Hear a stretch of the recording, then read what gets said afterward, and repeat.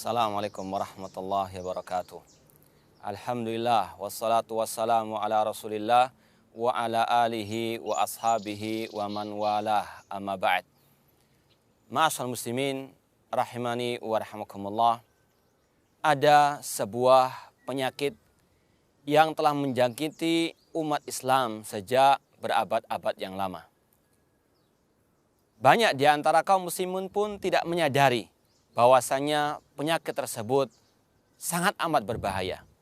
Bahkan lebih berbahaya dari penyakit AIDS, dari penyakit kanker, dan penyakit-penyakit fisik yang sangat amat ganas sekali. Itulah penyakit ilmu kalam, ilmu filsafat. Mereka bahkan meyakini itu termasuk bagian daripada agama. Padahal Islam berlepas diri daripada ilmu filsafat, daripada ilmu kalam. Ilmu kalam, ilmu filsafat bukan dari ajaran Rasulullah SAW, bukan dari ajaran para sahabat Rasulullah SAW.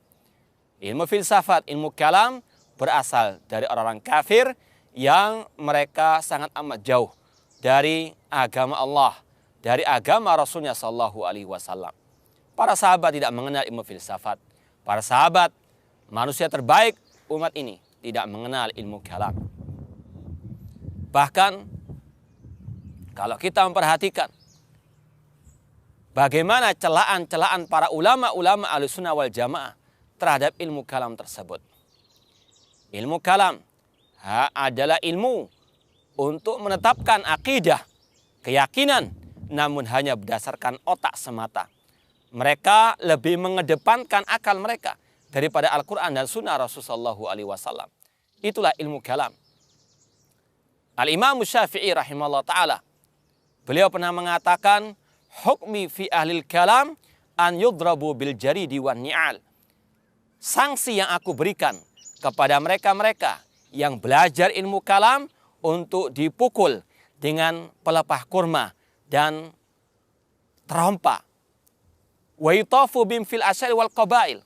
Kemudian mereka dikarak di kampung-kampung seraya diumumkan, hadza jaza'u man taraka ilmal kitabi was sunnah wa aqbala ala ilmil kalam. Ini adalah balasan bagi orang-orang yang belajar ilmu kalam dan dia meninggalkan ilmu Al-Quran dan sunnah Rasulullah SAW.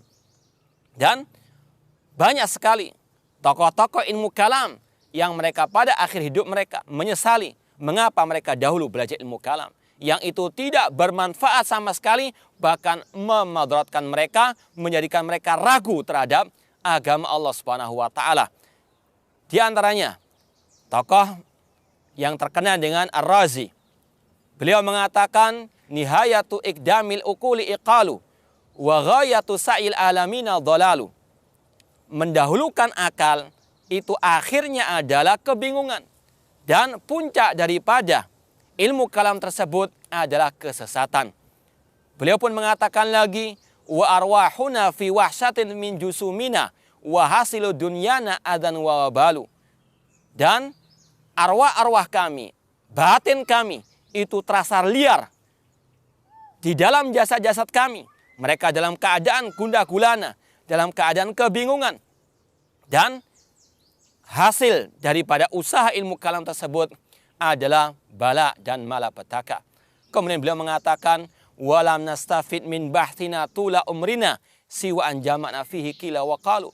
Dan tidaklah kami mengambil faedah dari belajar ilmu kalam kecuali hanya mengumpulkan pendapat si fulan dan si fulan, pendapat para filosof yang mereka jauh dari agama Allah Subhanahu wa Ta'ala.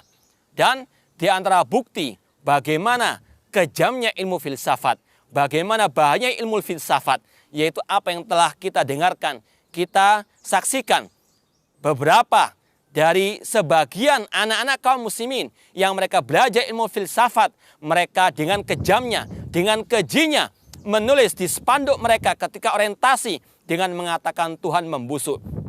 Yang membusuk adalah otak mereka, yang membusuk adalah akal pikiran mereka yang telah terkotori dengan ilmu filsafat, sehingga mereka pun menuduh dengan tuduhan keji dengan menamakan poster mereka, spanduk mereka Tuhan membusuk. Innalillahi wa inna ilaihi rajiun. Ini semuanya akibat dari ilmu filsafat yang mereka ingin untuk menghinakan Allah Subhanahu wa taala. Maka kewajiban kaum muslimin untuk kembali kepada Islam yang benar, Islam yang berdasarkan Al-Quran dan Sunnah Rasulullah SAW sesuai dengan pemahaman para sahabat.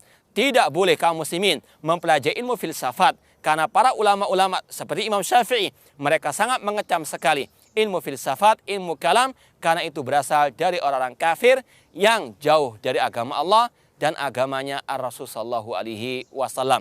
Semoga apa yang kita sampaikan bermanfaat, dan semoga Allah Subhanahu wa taala membimbing kita semuanya untuk berpegang teguh dengan Islam yang murni sesuai dengan pemahaman para salafus saleh radhiyallahu ta'ala anhum jami'an.